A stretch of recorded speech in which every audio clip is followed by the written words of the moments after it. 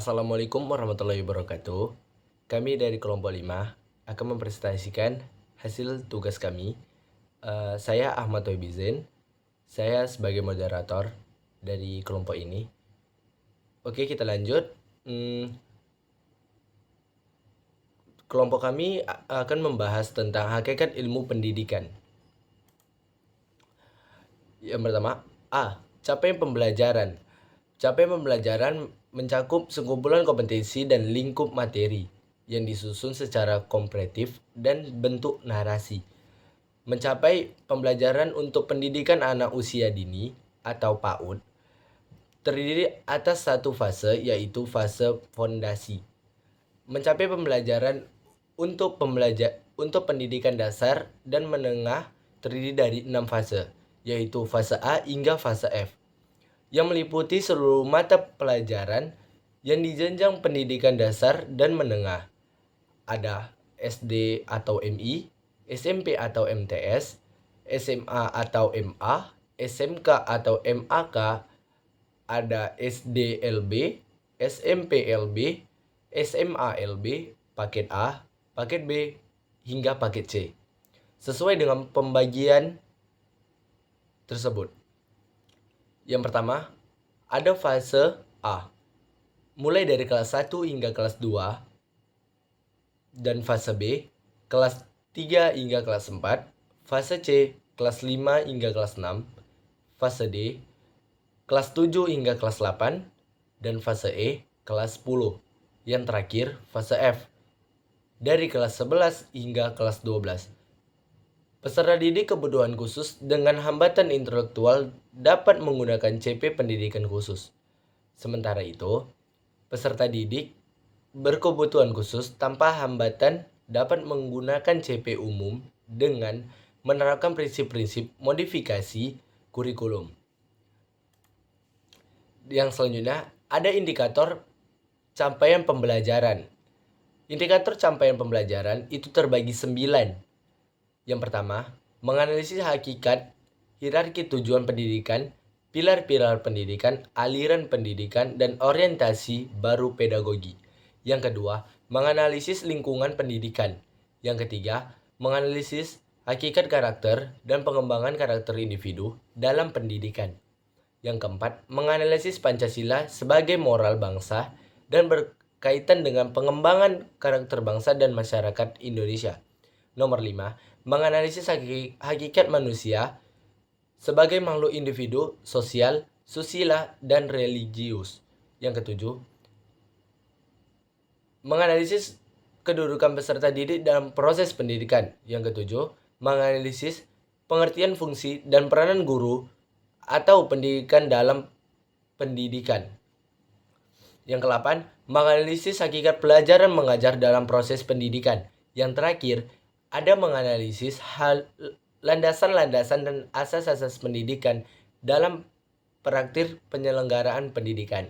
Sekian dari saya, akan dilanjuti dari teman saya yaitu Michael Saputra. Terima kasih. Perkenalkan, nama saya Michael Saputra Nawaban. Saya akan melanjutkan presentasi dari Ahmad Toibizin. A. Hakikat pendidikan. 1. Pengertian pendidikan. Pada zaman Yunani kuno, ada yang disebut pada golongan ialah seorang pelayan yang pekerjaannya mengantar dan menjemput anak-anak ke dan dari sekolah.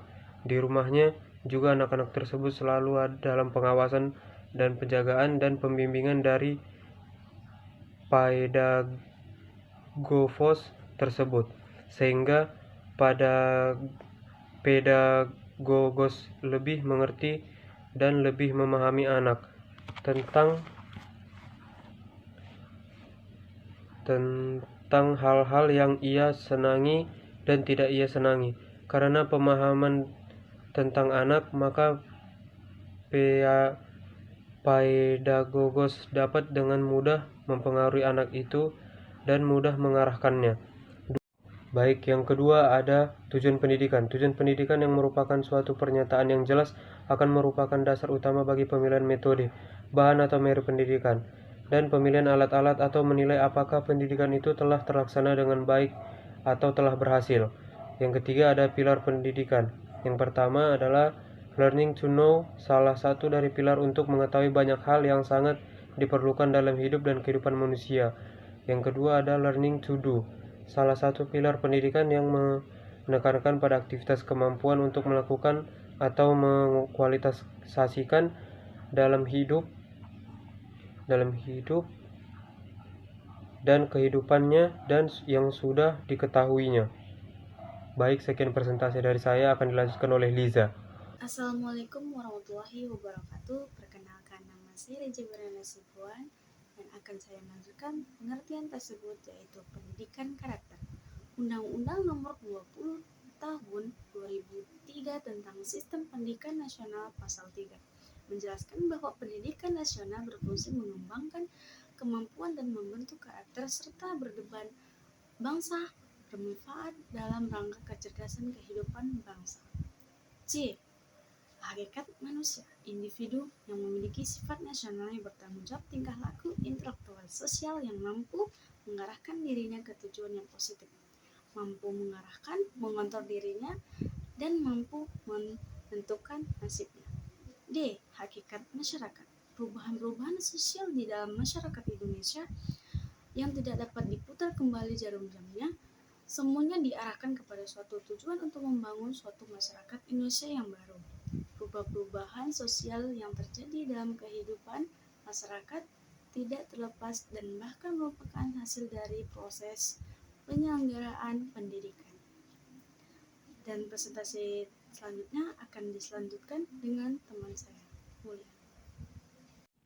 Assalamualaikum warahmatullahi wabarakatuh. Nama saya Mulia Rahman. Saya akan melanjutkan presentasi dari saudari Liza.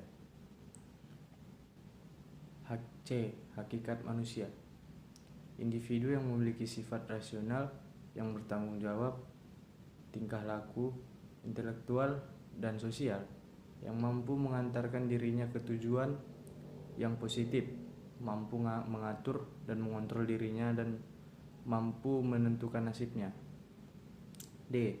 Hakikat masyarakat, perubahan-perubahan sosial di dalam masyarakat Indonesia yang tidak dapat diputar kembali jarum jamnya, semuanya diarahkan kepada suatu tujuan untuk membangun suatu masyarakat Indonesia baru. Perubahan-perubahan sosial terjadi dalam kehidupan masyarakat, tidak terlepas dan bahkan merupakan hasil dari proses penyelenggaraan pendidikan. E. Hakikat peserta didik, dalam proses pendidikan harus didasari bahwa peserta didik bukan manusia dewasa dalam bentuk jasmani kecil, akan tetapi peserta didik memang manusia yang sedang mengalami pertumbuhan dan perkembangan sesuai dengan potensi yang dimiliki. Kemampuan berpikir, merasa, menganalisis, mengemukakan pendapat, berbahasa, sosial, menyampaikan masih belum berkembang, masih memerlukan bantuan dari luar dirinya untuk mewujudkannya. F. Hakikat guru atau pendidik, sekolah sebagai lembaga pendidikan yang dirancang khusus untuk membantu keluarga membina dan mengembangkan kepribadian dari segala yang dimiliki peserta didik, peran yang sangat penting. Cukup sekian, akan dilanjutkan oleh saudara Alpi. Kenalkan, nama saya Alpi Zahrin, Prodi PJKR Fakultas Ilmu Keolahragaan. Saya akan melanjutkan presentasi dari kawan saya. Hakikat pembelajaran. Belajar adalah proses mental yang terjadi dalam diri seseorang sehingga menimbulkan perubahan perilaku. Kegiatan mental yang terjadi oleh karena adanya interaksi individu yang bersangkutan dengan lingkungannya yang disadari. Landasan-landasan pendidikan. Landasan-landasan pendidikan terbagi dari 5. 1. Landasan agama, 2. Landasan filsafat, 3. Landasan sosiologi, 4. Landasan hukum, 5. Landasan moral. I. Asas-asas pendidikan. Pendidikan merupakan upaya dilakukan orang dewasa untuk membimbing dan mendidik peserta dalam pertumbuhan dan perkembangannya untuk mengembangkan segala bekal atau potensi yang dimiliki. Selanjutnya, presentasi saya akan dilanjutkan oleh kawan saya.